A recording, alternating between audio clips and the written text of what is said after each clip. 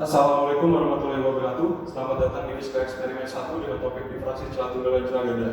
Pada eksperimen ini kita akan membahas bagaimana fenomena difraksi yang melibatkan suatu cahaya monokromatis laser helium neon dengan panjang gelombang 632,8 nanometer yang koheren, lalu akan mengenai sebuah celah dengan kelebaran tertentu dan akan menghasilkan pola gelap dan terang. Kemudian akan diplot menggunakan fotodetektor yang mengubah energi cahaya menjadi energi listrik yang disalurkan ke plotter XY dan digambarkan menjadi grafik pola gelap dan terang. Untuk lebih jelasnya, mari kita simak video berikut ini. Kali ini saya akan membahas tentang fenomena difraksi. Apa itu fenomena difraksi? Fenomena difraksi adalah fenomena ketika sebuah gelombang elektromagnetik, dalam kasus ini adalah cahaya, yang dibelokkan setelah menjalan melalui sebuah celah. Nah, biasanya fenomena difraksi ini dibarengi dengan fenomena interferensi. Fenomena interferensi itu adalah di mana ketika ada lebih dari satu gelombang yang terpadukan sehingga menghasilkan pola-pola tertentu. Nah, ada dua macam pola nih, pola gelap dan pola terang. Kalau pola terang itu adalah ketika interferensi berada pada puncaknya atau maksimum, sehingga yang terjadi adalah ketika dua buah gelombang atau lebih tersebut terpadukan dan memiliki fasa yang sama, sehingga amplitudo dari kedua gelombang tersebut akan meningkat. Biasanya caranya menghitung amplitudenya adalah dijumlahkan. Begitu pula dengan pola gelap. Pola gelap juga terjadi karena terpadunya dua buah gelombang atau lebih, sehingga menghasilkan interferensi minimum. Nah, di sini fasanya berbeda sejauh 180 derajat dan amplitudenya biasanya kalau pada minimum yang ekstrem itu biasanya 0 karena saling menjadikan. Nah, pola interferensi tersebut didasari oleh prinsip Huygens yang mengatakan apabila terjadi atau terpadunya dua gelombang atau lebih, maka di muka gelombang dari kedua gelombang tersebut akan menghasilkan gelombang baru. Nah, contohnya apa sih? Kalau kita lihat di kehidupan sehari-hari, kita bisa melihat adanya pola interferensi pada kasus genteng yang bocor sehingga menimbulkan suatu celah, dan ketika berkas sinar matahari masuk, maka berkas tersebut akan dibelokkan dengan sudut tertentu dan memiliki pola-pola tertentu, pola gelap terang, pola gelap terang. Nah, alat-alat yang digunakan pada praktikum ini antara lain adalah laser helium neon dengan panjang gelombang 632,8 nanometer yang berfungsi untuk memberikan cahaya monokromatis. Terus ada juga laser cembung sebanyak 2 buah dengan masing-masing titik fokusnya 5 mm dan 100 mm untuk memfokuskan cahaya sehingga bayangan yang terbentuk bisa jatuh tepat pada titik yang kita inginkan. Selanjutnya ada isi difraksi, juga ada 2 buah macam. Yang pertama isi difraksi celah tunggal dan yang kedua adalah celah ganda. Nah, tiap masing-masing isi tersebut memiliki 3 celahnya yang berbeda-beda, ada celah A, celah B, dan celah C. Nah, bedanya apa? Bedanya pada lebar celahnya. Nah, gunanya untuk apa di situ tersebut? Seperti kita tahu bahwa ini sebagai media pembelokan sinar. Nah, selanjutnya ada fotodetektor yang berguna untuk mengkonversi dari energi cahaya menjadi energi listrik dengan memiliki sensor cahayanya, sehingga bisa diubah menjadi energi listrik yang kemudian diteruskan ke plotter XY yang berguna mengubah atau mengkonversi dari energi listrik dari fotodetektor ke energi mekanik yang gunanya apa sih? Gunanya untuk menghasilkan grafik dari pola-pola gelap dan terang akibat fenomena interferensi tersebut. Kita akan masuk ke pengambilan data, tapi sebelum kita mengambil data, kita terlebih dahulu merangkai alat-alat itu.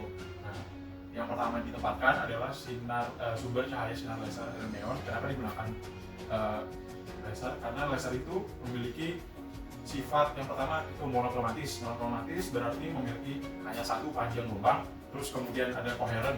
Nah, sifat koheren ini artinya memiliki fase yang sama sehingga intensitasnya bisa ditingkatkan bila terjadi interferensi maksimum. Nah, itu selanjutnya adalah sifatnya itu unidireksional, artinya sinar laser ini akan menjalar ke satu titik saja. Nah, selanjutnya kita ke alat yang kedua, yaitu laser cembung yang punya dua titik fokus. Yang pertama titik fokusnya itu 5 mm dan selanjutnya yang 100 mm. Gunanya seperti yang saya bilang tadi, ini untuk memfokuskan sehingga bayangan yang terbentuk atau interferensi yang terbentuk bisa tepat jatuh pada titik yang kita inginkan.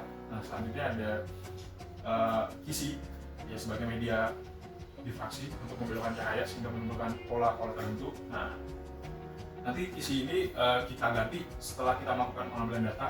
Yang pertama kita pakai kisi tunggal, terus kita arahkan laser sehingga melewati kisi yang celah A, terus celah B, selanjutnya celah C, baru kita tukar ke celah ganda dengan prosedur yang sama. Nah, setelah itu alat yang terakhir adalah fotodetektor dan plotter XY. Nah, fotodetektornya dipasang di atas plotter XY, yaitu karena udah satu paket, dan nanti kan cahaya yang terbentuk atau pola-pola gelap terang terbentuk itu nanti kan dikonversi sehingga bisa menampilkan grafik dari pola gelap terangnya yang dihasilkan oleh plotter XY. Nah, selanjutnya untuk masuk ke pengambilan data, kita akan mematikan lampu terlebih dahulu. Setelah mematikan lampu, barulah kita menyalakan sinar lasernya. Nanti sinar lasernya akan diteruskan melewati lensa tembung dan juga nantinya masuk ke PC dan dibelokkan, dan ya nanti kita bisa lihat di video berikut ini. Ini adalah plotter X dan Y. X dan Y. Dan ini adalah fotodetektor, berfungsi untuk mendeteksi cahaya dan mengubahnya ke bentuk energi listrik. Nah, dari energi listrik tersebut akan dialirkan ke plotter XY yang berfungsi untuk mengubah energi listrik ke energi mekanik. Dan ini ada pen, berfungsi untuk menuliskan grafiknya. Ini juga ada beberapa tombol. Ini ada tombol power, berfungsi untuk menyalakan dan menghidupkan mesin. Ada tombol power start untuk memulai, setelah dinyalakan harus dimulai. Ada memakai pen juga menyalakan pennya. Dan ini ada area X dan Y. Fungsinya hampir sama, cuman di X-nya untuk diagram horizontal dan untuk Y-nya vertikal. Nah, ini ada milivolt per centimeter, artinya grafiknya bisa diubah ke tiap 1 cm-nya itu energinya berapa milivolt atau volt per centimeternya. Hampir sama dengan X, ini juga sama, ada milimeter per volt per centimeter, artinya dia per 1 cm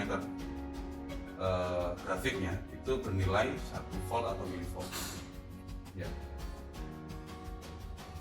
Dan juga kita nyalakan alatnya pada sebuah isi, kita pakai televisi tunggal dulu, isi celah tunggal.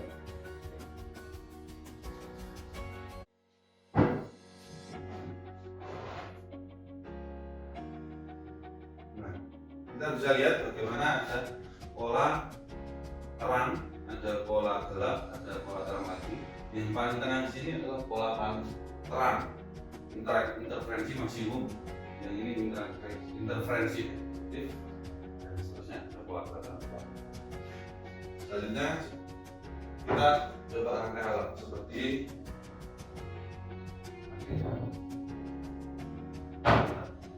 kita pabrikan dulu menggunakan lensa tembung. Setelah itu harus pakai isi, buat isinya.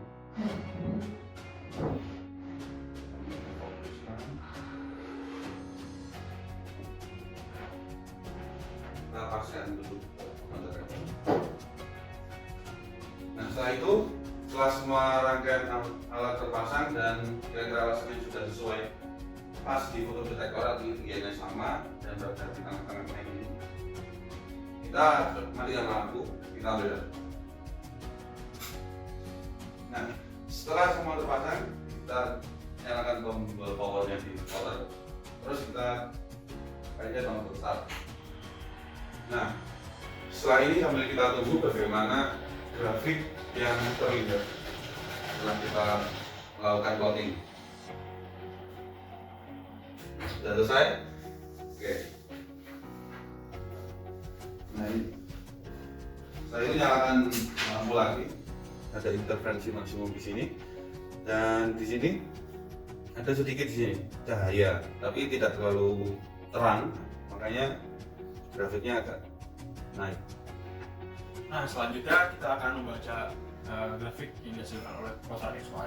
Di sini kita lihat ada grafik dengan pola gelap terangnya. Nah, di grafik dengan amplitude tertinggi itu adalah pola terang pusat, sedangkan grafik dengan puncak gelombang setelahnya itu adalah terang pertama, dan selanjutnya terang kedua, dan selanjutnya terang ketiga, dan selanjutnya. Nah, Di sini kita akan mengukur jarak horizontal dari terang pertama ke terang pusat sehingga didapatkan data jarak terang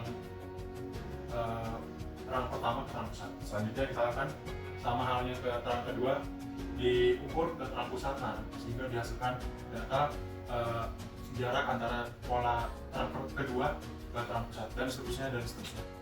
Nah, kenapa kita melakukan pengukuran jarak dari pola terang ke pola terang pusat? Kenapa? Karena nantinya setelah kita olah data tersebut, kita bisa mengetahui lebar celah dari tiap kisi. Nah, baik itu dari kisi tunggal maupun kisi dengan celah ganda. Nah, kalau begitu sudah cukup praktikum ini. Kurang lebihnya saya aturkan mohon maaf. Wabillahi taufiq wal hidayah. Wassalamualaikum warahmatullahi wabarakatuh. Dan sehat selalu. Sampai jumpa.